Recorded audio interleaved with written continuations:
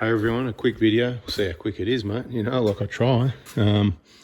This cruise control button, it's probably a fair bit of wear and tear compared to this one. I'm not sure if this one's new or good second hand, but that's another story. Just pretend it's a new one for now. This one started off, you'd go to set it and it wouldn't set, and you'd go to increase speed and it would slow down, and then you go to turn it on, it wouldn't turn on, and then other days it works all fine.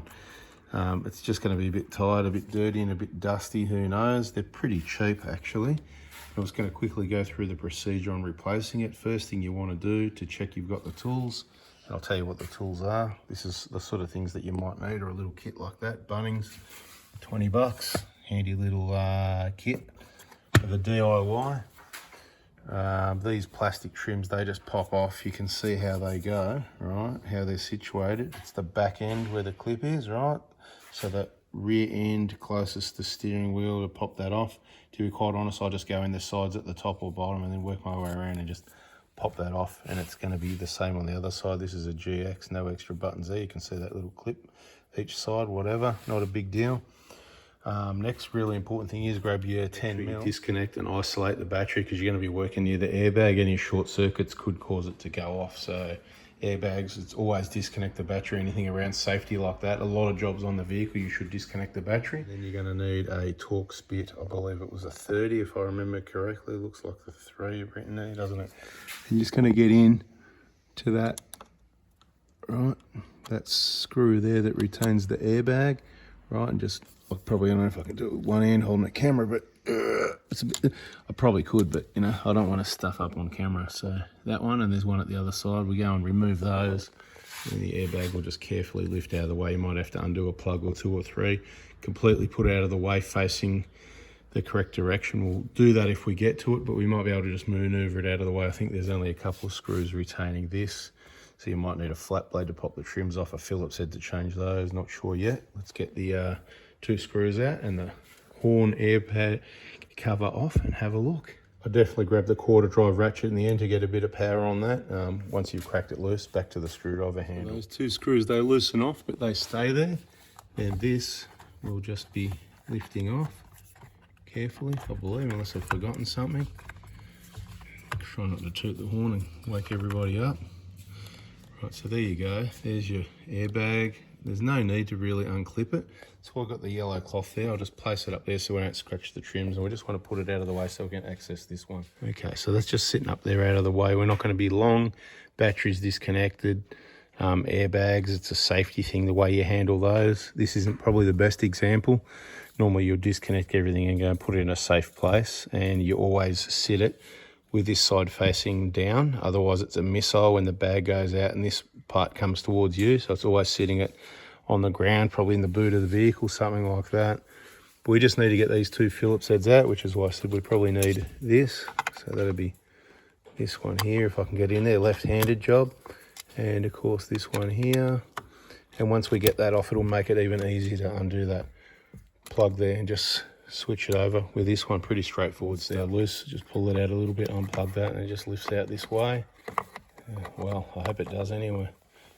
Am I giving you the wrong info again? Anthony gave us the wrong info again. Just twist it around 180 and see what happens. No, it still doesn't want to come out. Maybe it doesn't come out that way. Maybe there's more to it than that. Yeah, it's a bit of a fiddle, but it comes out. Right, so let's have a bit of a look at that. Out here in the light, it does look a little bit clean. There's only 2 wires on there, anyone that wants to know. But see the wear and tear on the end of it. So I've got what we think's a good second-hand one here that someone gave me. Thank you very much. And we'll pop that one in. Looking at the on-off button, if it's not new, it certainly hasn't been used as much, so should be good to go. That's what happens when you do guess gnostics or swap gnostics. That's what we're doing now. Haven't really diagnosed anything. We're guessing that it's a bit tired. Put a new one on there, see if it fixes it. Someone else did that, didn't work. I think that was the clock spring on that one, and quite often you'll have a clock spring issue with 120s, 150s and all sorts of makes and models of vehicles. If your airbag light comes on, usually is the big one. So yeah, that's looking pretty clean in, that's good, but that's what the yellow cloth's for as well. I'll grab another one. We'll give this a compressed air blow and a bit of a clean up before we pop this one in. Let's not get them mixed up, eh? When you pop it back together, I plug it in first. Make sure that locator sits over the hole there, and that brown wire is in, it locates in behind as you screw it down. That sort of locks it into position. Make sure it's not on the outside, as per the engineers wanted. Just going to pop those 2 screws back in. A little bit more cleaning. You will notice it's a bit cleaner, but a bit more cleaning, and then the horn cover will go back on the airbag after a little bit of gentle cleaning also. Now, I don't know the torque spec on those 2 screws. Someone can put it in the comments again, but nice and firm, tight how it was before without pulling the threads out. They're certainly not going anywhere. And just pop your covers back in. They just gently clip back into spot after a bit of cleaning, and we're all done other than reconnecting the battery. And if it doesn't work and solve the problem, I'll talk about it in the next video. So subscribe, turn the bell on, I'll let you know whether it's solved the problem or not. Could take some time, extensive testing. I'm not just go around the block and go, yeah, mate, it's all good. And then a few days later, you go, oh, no, it's playing up still, because, like I said, it was intermittent. So leave it with me for a few weeks. I won't make a whole separate video. I'll just talk about it in other videos. It's all just one more piece of that million-piece jigsaw puzzle. Thanks for watching. When you're doing this, you're on the way to changing your airbag. So, yeah, similar sort of works. Always disconnect the battery. It's a matter of safety when you're working on a airbag vehicle.